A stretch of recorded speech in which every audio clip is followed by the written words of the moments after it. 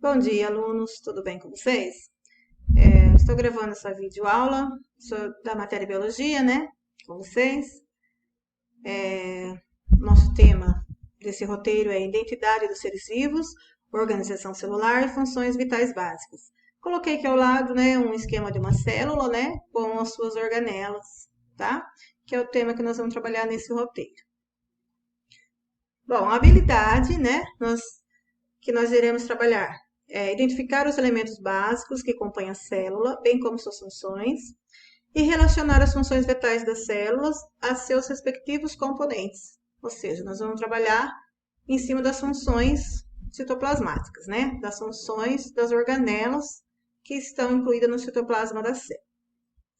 O objetivo é conhecer a estrutura e a função de cada organela, né? Saber diferenciar uma célula animal de uma vegetal. Então, para iniciar, nós vamos retomar um pouquinho, né, o roteiro anterior.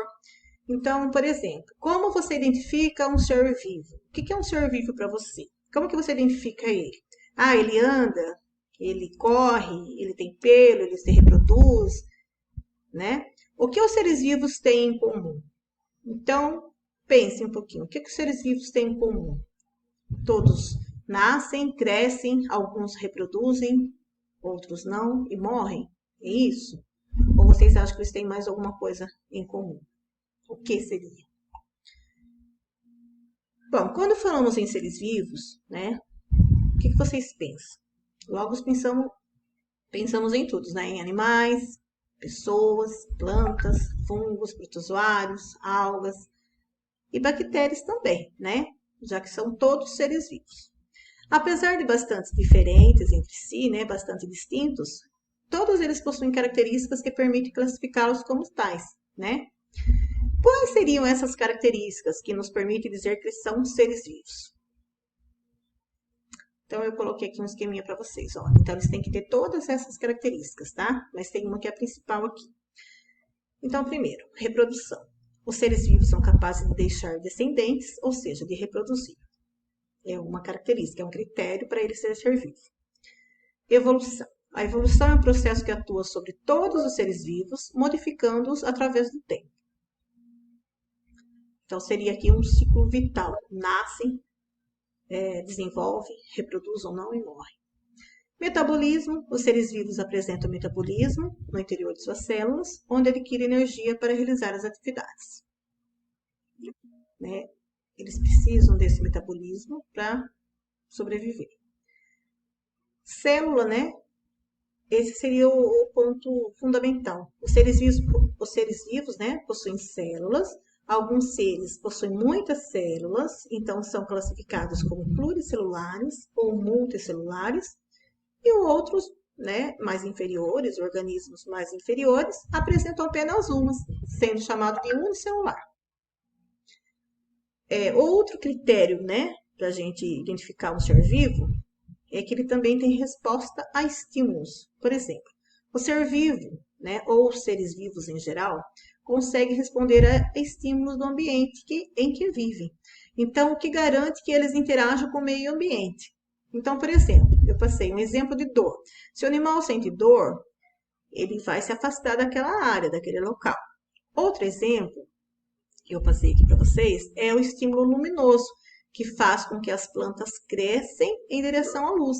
Então, eu acho que todos, né, não sei se vocês já fizeram no pré, né, ou anos anteriores, uma experiência como o feijão. Então, nós colocamos o feijão dentro, né, de um copo, embutido, né, embebecido com água no algodão e deixamos ele lá para ver o que ia acontecer. Então, vocês poderiam observar que a planta ia crescendo em direção à luz, né? Você podia colocar no cantinho da sala de aula da sua casa, mas vocês poderiam observar que a planta ia crescendo sempre em direção da luz. Então, a resposta ao estímulo, a gente chama isso daí, tá? Ele sempre procura um estímulo para adequar ao ambiente que ele vive. Outro critério seria o material genético, né? Todos os seres vivos possuem DNA ou RNA, que é o material responsável por controlar seu metabolismo celular, né? E garantir as características hereditárias, ou seja, passadas de gerações para gerações. Pontos fundamentais da teoria celular. Então, vocês vão ter uma atividade no caderno de vocês, do aluno, que vai falar, né, pesquisa sobre a teoria celular. Então, o primeiro ponto fundamental é que todos os seres vivos são formados por células. As células são as unidades funcionais e fisiológicas do ser vivo, né? Tipo assim, ó, a partir de uma célula, ela vai se dividindo, vai se multiplicando, formando órgãos, sistemas, até, enfim, o organismo, né, em geral. Todas as células só se originam de outras células pré-existentes. Então, tipo assim, vou dar um exemplo. Por exemplo, como que você se originou? A partir da união do gameta, né, das células sexuais reprodutoras, né, os gametas masculino e feminino, o óvulo e o espermatozoide. Então, só um exemplo para você entender que todas as células só se originam de outras células pré-existentes. Aí, eu coloquei o vírus. E o vírus? O vírus é considerado um ser vivo? Não, ele não pode ser considerado como ser vivo. Por quê? Ele não tem vida ativa fora da célula. Ele só tem vida ativa dentro de uma célula. Então, por isso, os vírus são considerados uns parasitas intracelulares, né? Ele só tem vida ativa, ele só passa a desenvolver quando ele consegue entrar dentro de uma célula. Fora disso, ele não tem vida ativa. Por isso, por esse motivo, eles não são considerados seres vivos, tá? Aqui eu passei para vocês a definição, novamente, da célula. O que é uma célula, então? Então, eu coloquei assim, ó, uma unidade microscópica, estrutural e funcional dos seres vivos, formada fundamentalmente de material genético, citoplasma e membrana plasmática, né? As células são todas iguais? Possuem as mesmas formas e funções?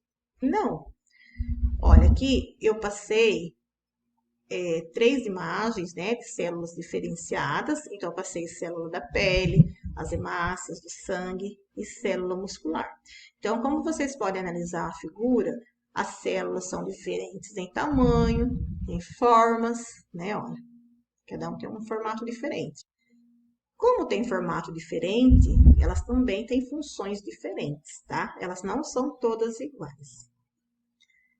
Aqui eu passei um outro exemplo para vocês das células eucariontes e procariontes. Então, olha, as eucariontes, dá para vocês verem, analisarem, que o núcleo, né, ó, ele fica envolvida por uma proteção, que a gente chama de núcleo, tá? Já na procariótica, o núcleo, ele não tem essa proteção como as eucarióticas aqui tem. Então, o núcleo, ele tem também, as células têm DNA, só que elas ficam dispersas pelo citoplasma, tá? Vocês podem ver que não tem a proteção do núcleo. Essa é a diferença principal das células eucarióticas e procarióticas, tá? Então, eucarióticas, elas têm núcleo definido e uma estrutura complexa. As células procarióticas, elas são uma estrutura simples e ausência do núcleo. Elas têm DNA, porém fica disperso pelo citoplasma. Passei aqui também para vocês um esqueminha da célula animal e da célula vegetal. Então, vocês podem observar a célula animal, né, com membrana, as organelas e o núcleo. Aqui também a vegetal. A membrana, as organelas e o núcleo. Porém, na célula vegetal, além da membrana, existe uma parede celular. Estrutura que na célula animal a gente não encontra. Outra organela também seria os centríolos, né? Não encontramos centríolos na célula vegetal, que é a função dos centríolos, é a divisão celular, mitose, meiose. Encontramos nos vegetais mais inferiores, né? Tipo samambaia, musgos, né? Mas nos vegetais mais complexos, nós não temos essas estruturas também. Mas, em compensação também, não existe cloroplasto na célula animal, e sim na vegetal. O cloroplasto aqui, ele é responsável pela fotossíntese, pela pigmentação, né? Aí, a partir dessa pigmentação, dá para ocorre, né, a fotossíntese, tá? A partir do cloroplasto. Fotossíntese, né, é o processo que ocorre nos vegetais, nos seres autótrofos, né, que daí nós vamos entrar no outro assunto, né, que são seres que fabricam seu próprio alimento. Então, elas produzem seu próprio alimento a partir da fotossíntese, né? Graças a essa estrutura aqui, o cloroplasto, que é a pigmentação verde dos vegetais. Bom, espero que essa aula tenha ajudado vocês, né, na resolução dos exercícios. Até mais.